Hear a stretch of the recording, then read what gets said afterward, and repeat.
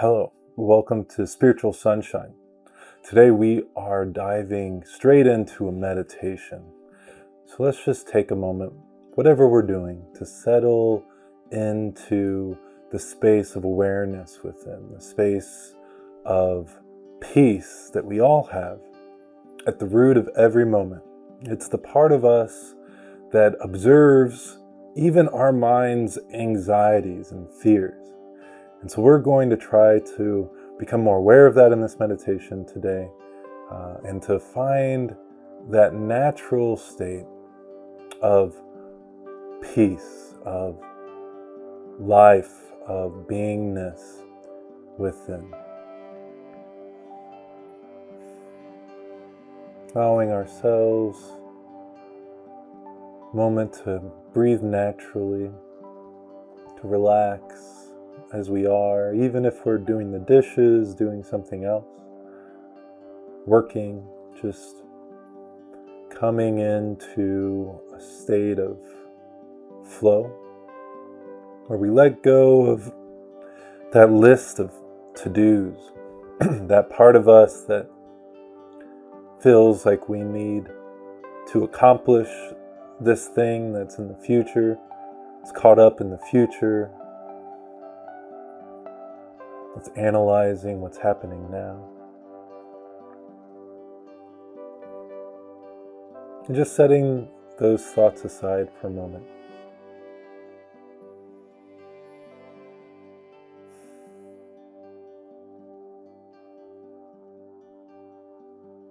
Setting aside any history as well, any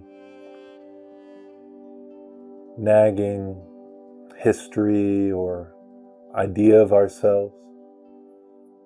Just putting it to the side. You can pick it up later if you'd like.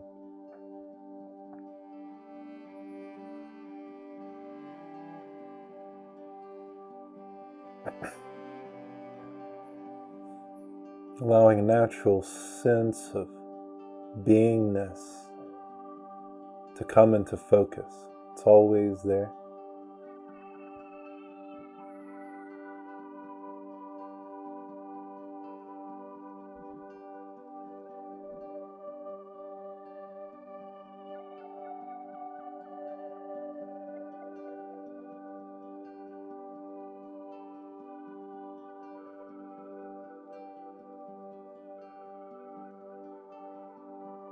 Noticing our personality as it arises and just setting it aside, noticing that you notice your personality, you notice that idea of yourself that often arises and we identify with it as it arises, but it changes and it's not always there.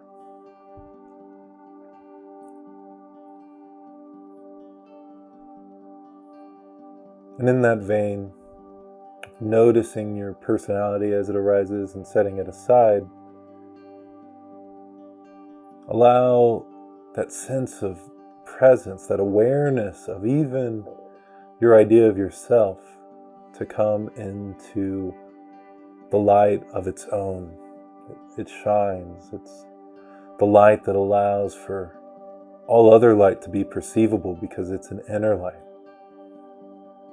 A lit room means nothing if there's no one there to see it. If there's no mind, no consciousness to interpret it as lit.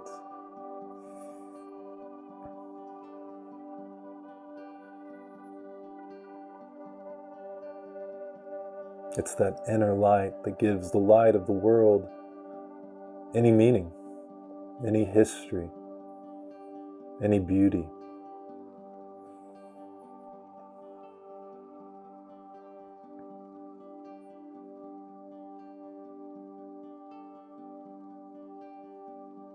The more we set aside our sense of individual self, that personality that arises and come into this moment, often the freer we will feel, the broader our sense of self, because we're no longer constricted by what our minds bring up. Even as it continues to come up, our minds As we notice this sense of awareness, we feel more whole, more spacious. It's not something we need to imagine. Notice it for yourself. Discover it yourself, and you'll discover that it's always there.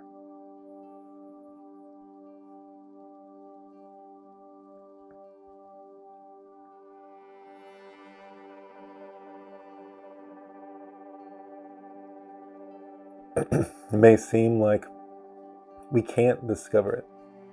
It may seem like our minds are too active. But even that active mind, all those little details, those fluctuations or thoughts that bring us into it, those are perceived within this breadth of life, of consciousness. As we notice that even that thing that keeps us feeling like we can't meditate, we can't just be, we can't be present, even that is observed in this light of stability and peace.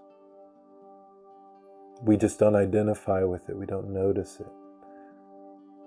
We feel like we must identify with the thought, that thoughts will bother us, and so they do.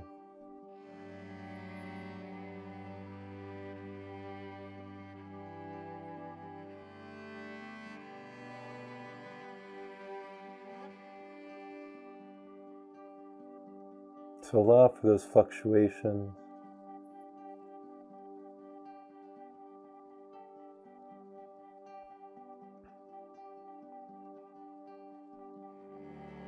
Our minds tend to judge. As we identify with our thinking mind, it's centered on divisiveness. This person is not me. And we judge others. And we also judge ourselves when we center on our thinking mind. Because the ego is naturally defensive. It's not bound for eternity. It's afraid of death.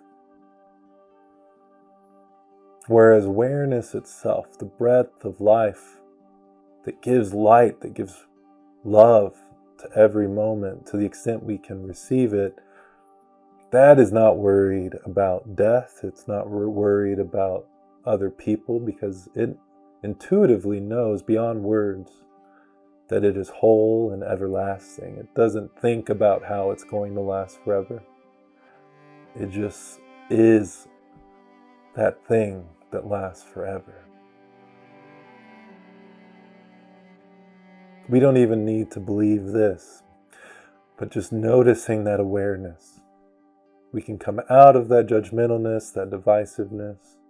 Even as it still arises, just say, okay, you're arising, my mind, my thinking mind is arising with this cruelty, this judgment, even those voices that we often feel are us. That's most of them. When we come into this place of greater awareness of awareness itself, of the stillness within, that doesn't feel so near. It doesn't have to batten down the doors. We don't have to put ourselves in those thoughts even as they come.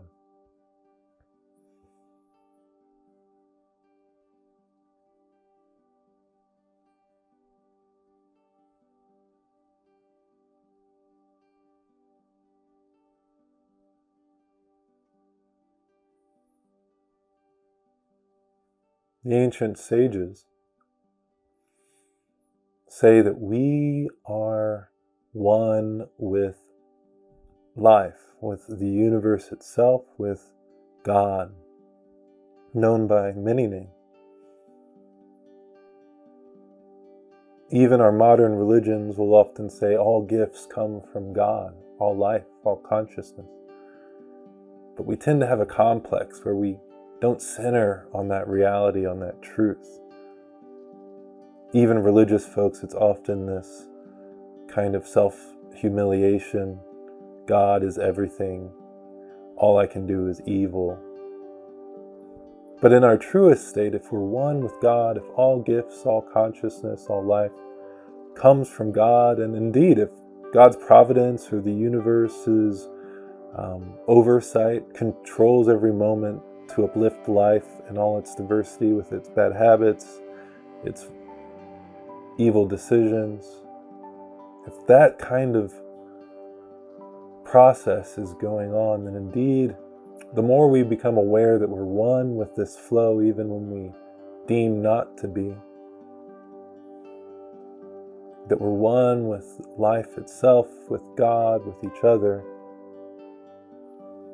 the more we can let go of all that divisiveness and that pain, that worry about things in the past, that mistake or mistakes that we didn't do enough.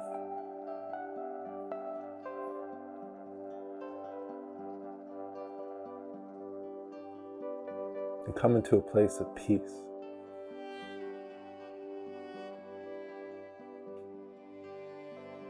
No need to remind ourselves, I am one, but just coming to a better understanding that indeed all life depends on itself.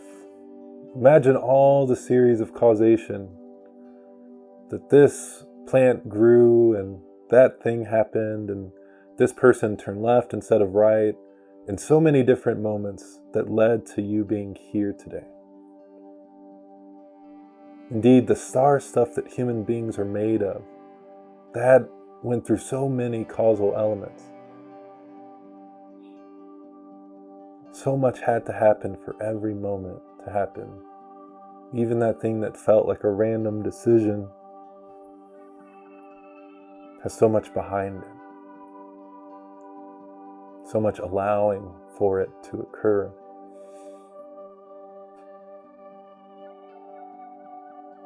We don't have to feel the weight of that on our shoulders. Life just flows.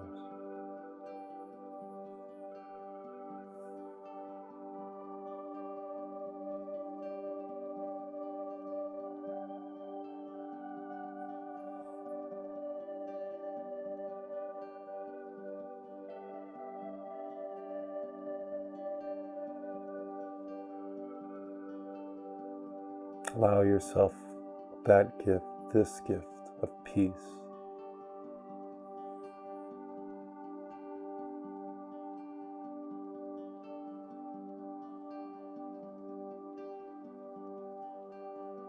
Setting aside our future and our history, as I mentioned, and setting aside analysis, that judgmentalness, even that list of to-dos.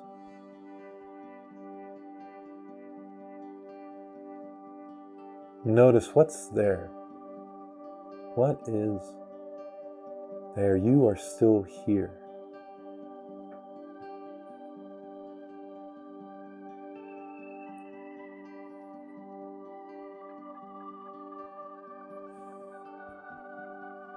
Unlike that list that comes into your head from time to time, that thing that comes at you from different angles from time to time, this place of peace, of silence, did you have to imagine it?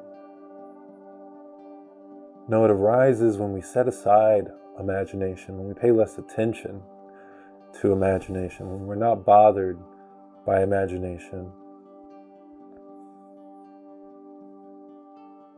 but not centering in it, not following it.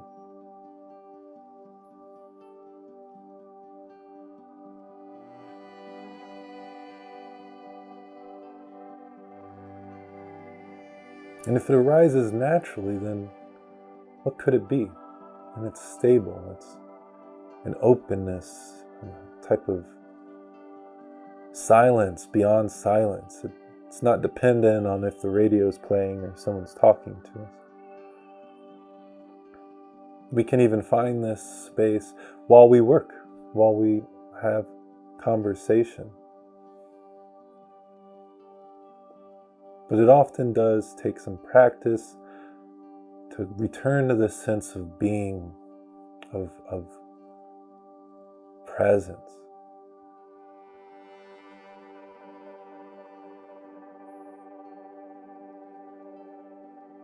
but now that you've felt it, you can't forget it. Even if you don't quite feel like you've found that sense of spaciousness within, notice that even those thoughts fall within the light of consciousness. As those thoughts occur, you still feel something under your feet, where you're sitting. You still notice your breath, you can anyway. You can notice these other things. Even as these thoughts occur, there's this sense of spaciousness, of awareness, that allows for even that feeling of constrictment. It's okay to feel constricted if we don't allow it to hamper us. We don't have to make that mean something for us. We can return to this space of being.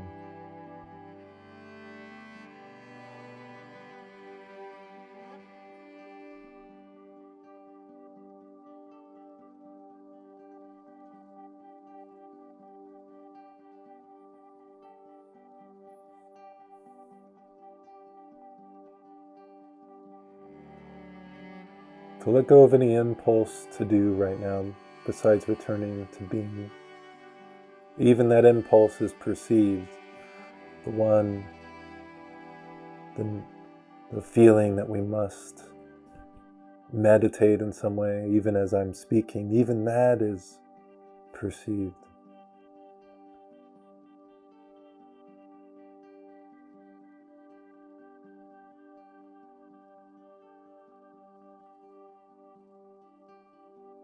So just notice how all those things change over time. What doesn't change?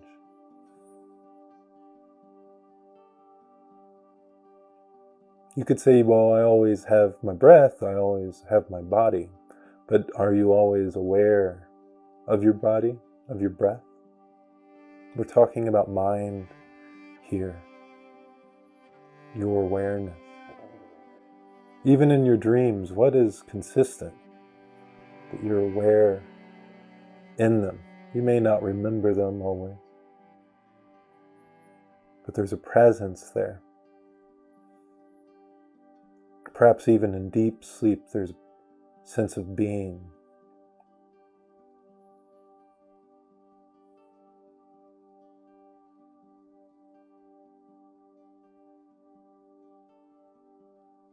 So if that's the one thing that's consistent, that must be us.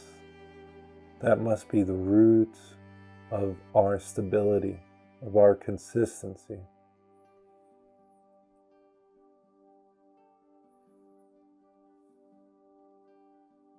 Of our mind's ability to exist. Without awareness, body means nothing and becomes comatose.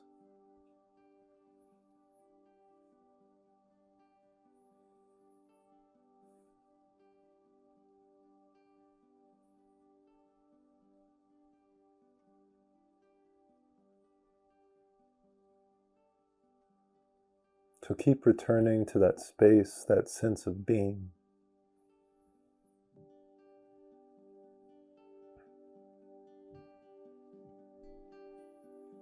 Another ancient practice, sageful practice, is to turn to the sense of I am, similar, the same as the beingness.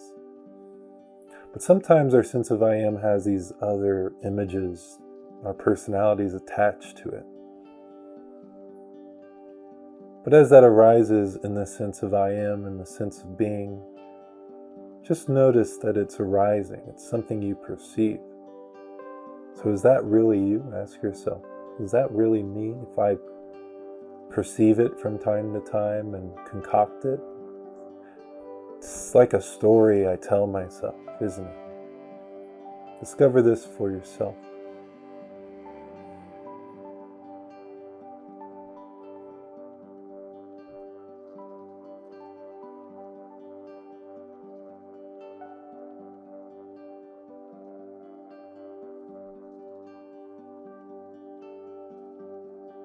Indeed, this inquiry, this question of who am I, taught by the sages, can be returned to in whatever state we're in. When something arises, when something's going on or not going on, we can ask ourselves, what is me? Who am I?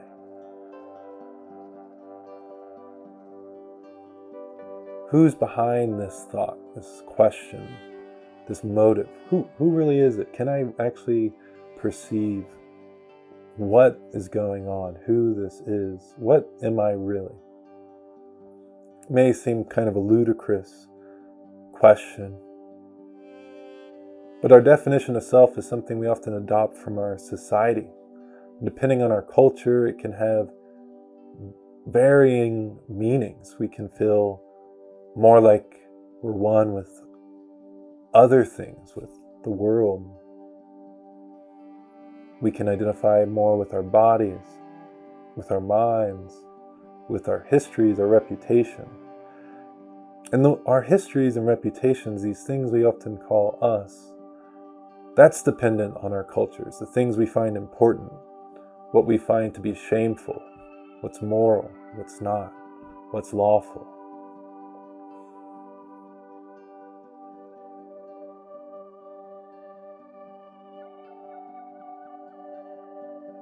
So is that really us? Is that really me? We should ask.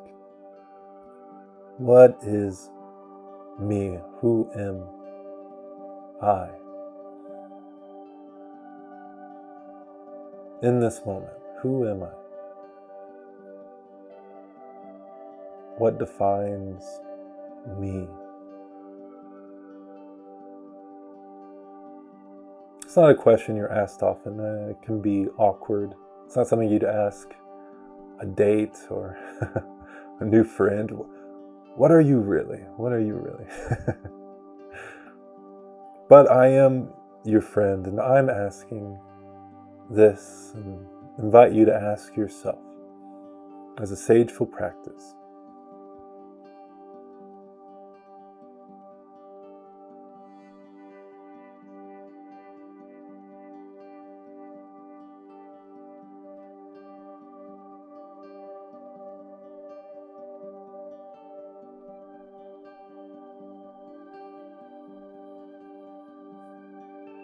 If your attention keeps coming to a place in your body, notice that. Often there's something, a sense in our body that we associate with some meaning. Notice that. We may feel our jaw and we think, well, I'm tense right now. I'm not feeling it. I'm anxious, or something in our face or body, some sense of tension, and we apply a meaning to it. Forget all that as you notice it. Don't center in those things.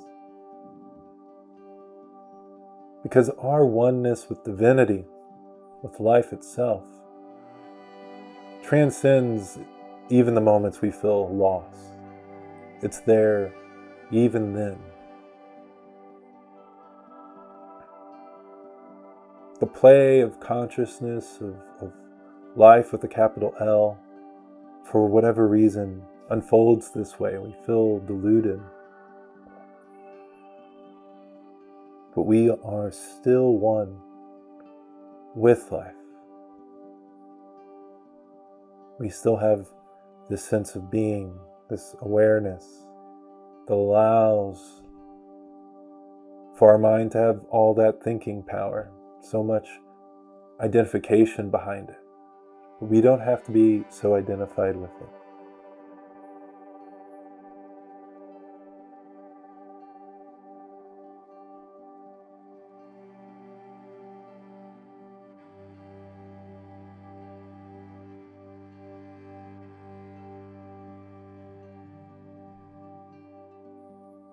And as we start noticing this sense of being, of awareness itself, of the perceiver, you could say, we can also notice this perceiver, this perception, this sense of oh, I am watching my mind. That sense of, oh, I'm watching my mind, we feel that as well. We see it. We perceive it, I should say. And as we are aware of that a little more, it may feel a little nebulous because it's more subtle. It's okay. But as we come to notice that, oh, yes, I notice all these things in my mind arising, and I notice some sense of awareness, that even that perceivers perceive. Or perhaps we've jumped directly into this space of silence, of openness, without a need for this reflection. But if you're there, continue to be there.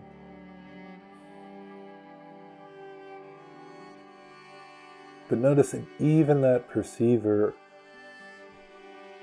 that sense that, oh, I'm seeing these things, is perceived.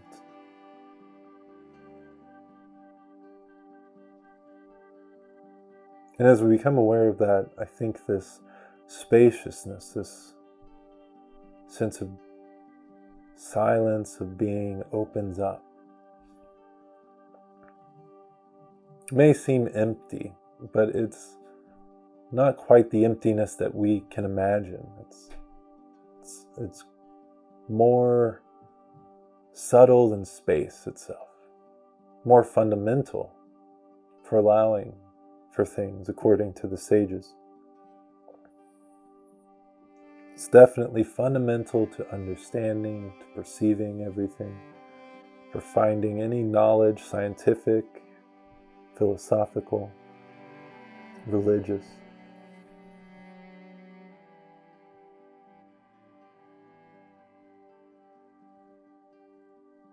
Jesus said he was the light of the world. Jesus was speaking of his beingness, his awareness, of the light of every mind. He called us to unity. He was also open to other faiths, unlike many of those who follow him today. He embraced the Samaritan as the Good Samaritan, the one who was embodying awareness itself, compassion, love.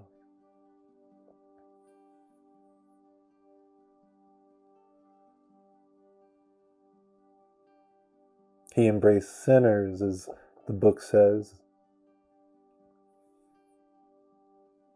inviting us to turn away from our minds. Repent, meaning turn around, was often his message, the scriptures say.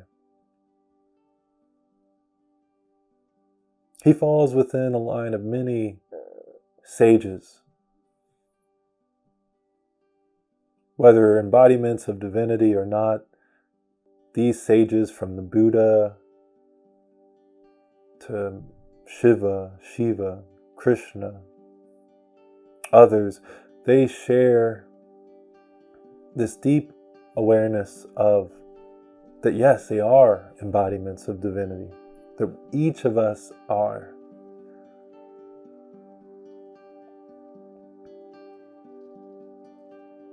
And that there is no real separation, no real dualism, and yet there is a seeming separation.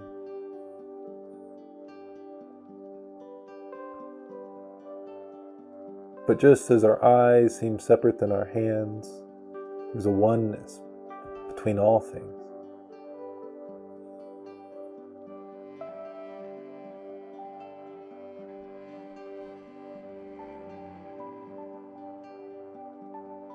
Now let's take a moment to turn to silence within, that space of awareness.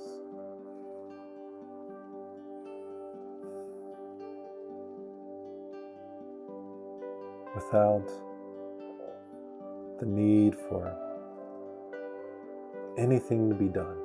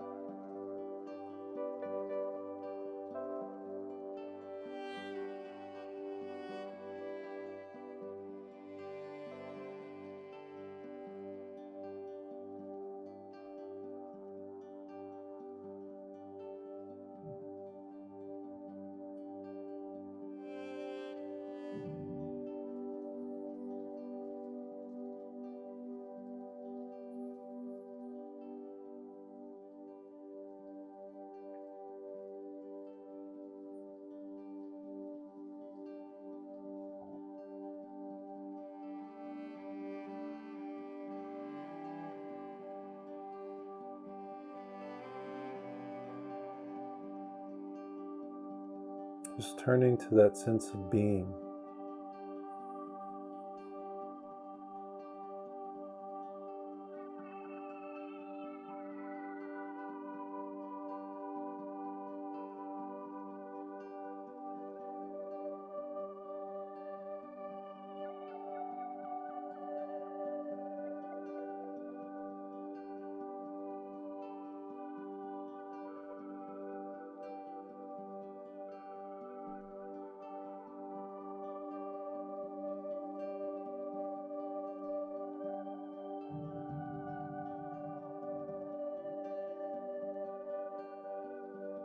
Thoughts are like clouds, sometimes like thunderclouds.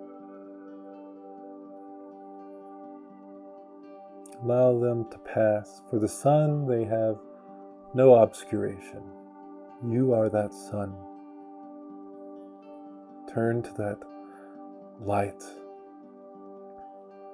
within.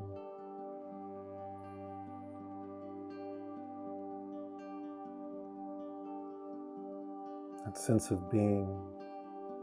No need to analyze it.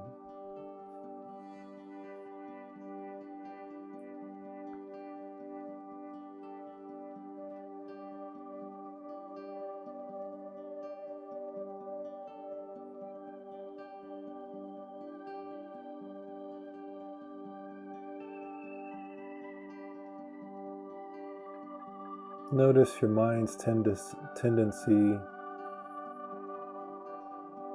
to celebrate. Oh, I'm getting somewhere. It's okay to feel that celebration, but even that is perceived. We're not going anywhere. We are finding where we always were, where we always are.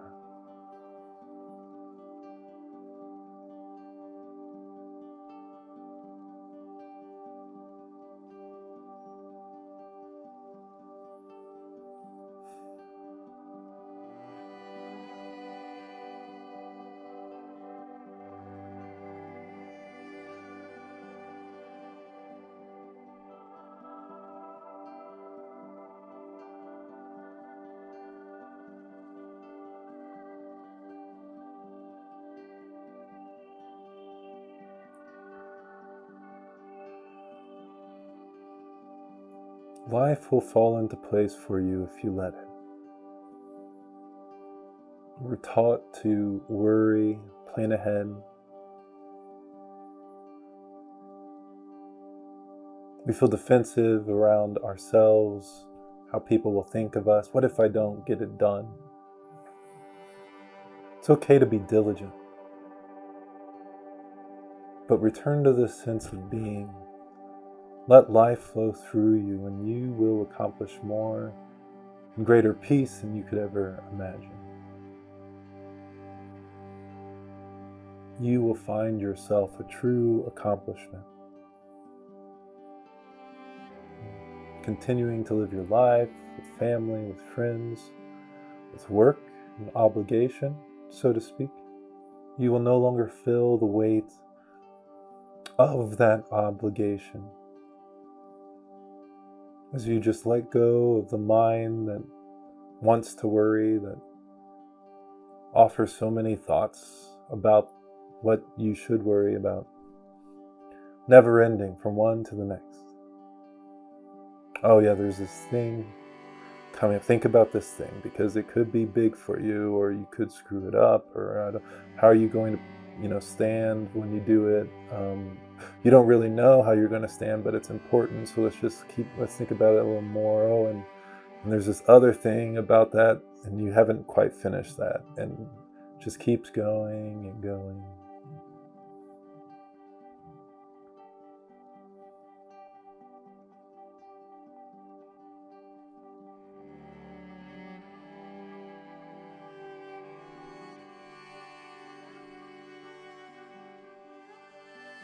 No need to live an insane life in what we perceive as an insane world. We can come to a place of perception where the world flows with us, even in its nonsense.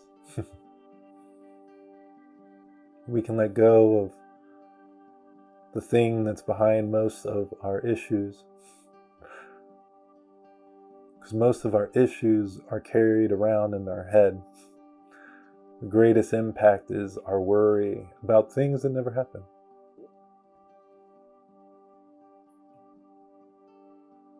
About faults long past, guilt rooted in history, sense of inadequacy, of not living up to our plan, our hope.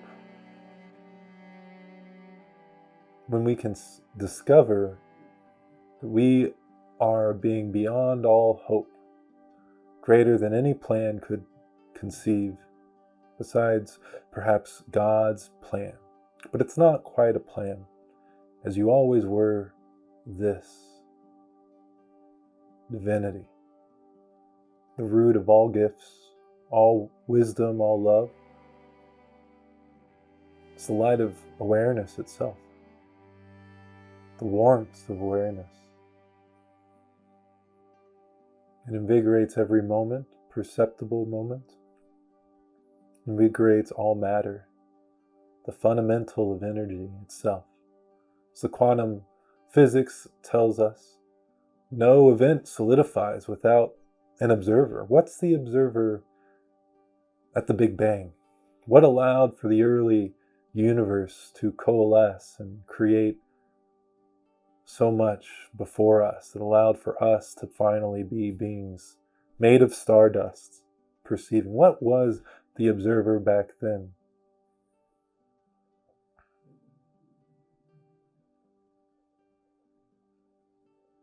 And if there were no observers, and it's only now that solidifies the history. If you're into quantum physics, follow along. Otherwise, treat this voice like the one in your head for now.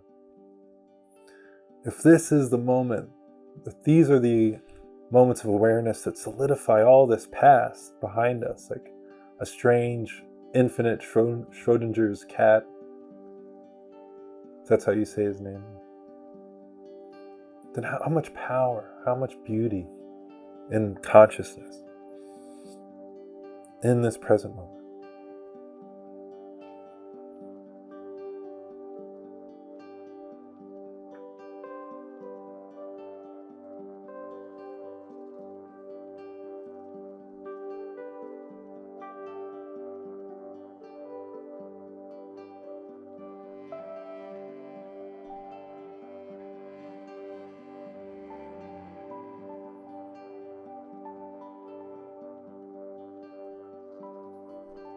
As we might be inspired by that reflection, let's carry that inquiry to ourselves as well. How do I form? What am I?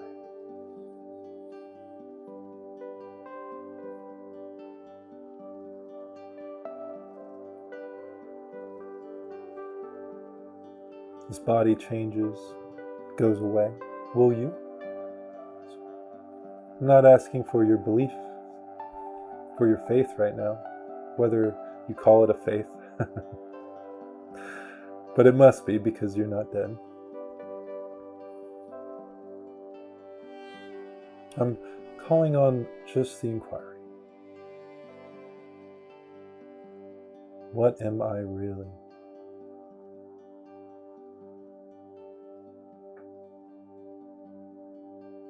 Does this image I have of myself that I know will pass, and that changes so often, is that me? How could that be me if I perceive it changing? What allows the sense of change?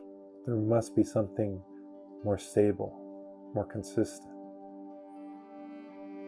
to judge, to perceive.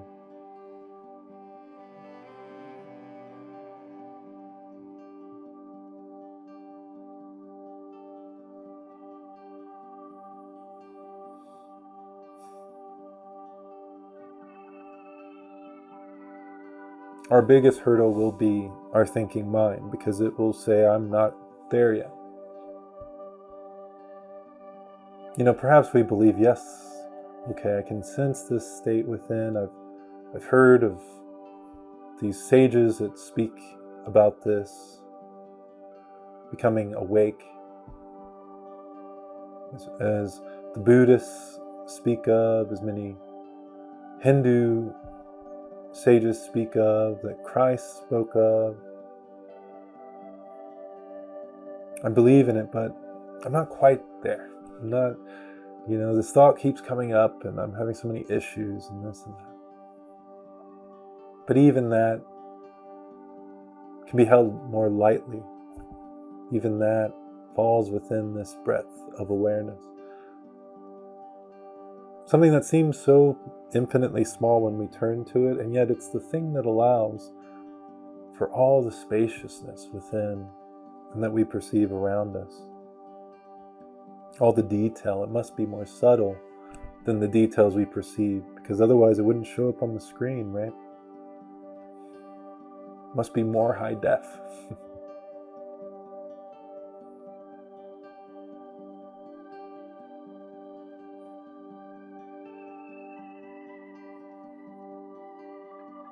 And so to find ourselves, we have to let go of that sense of, I haven't found myself. Now we have to be careful here, because the ego will say, oh, well, you know what? I'm God. I am God.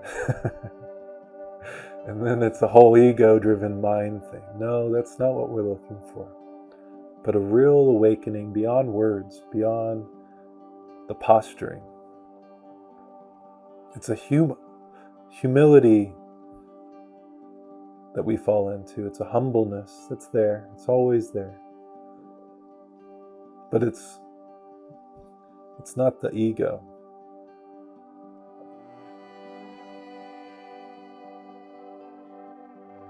It's not a facade. There's no need to pretend, to craft, to imagine.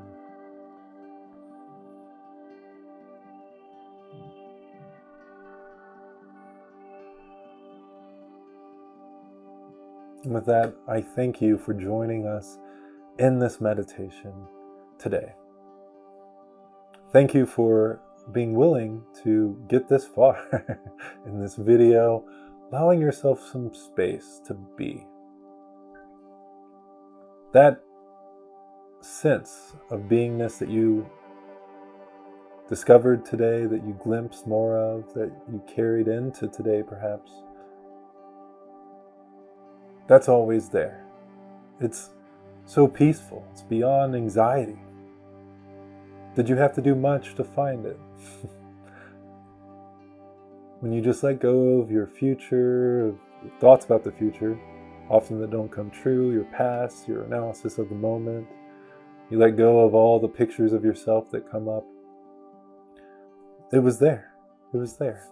Didn't have to try too hard. To be beyond fear,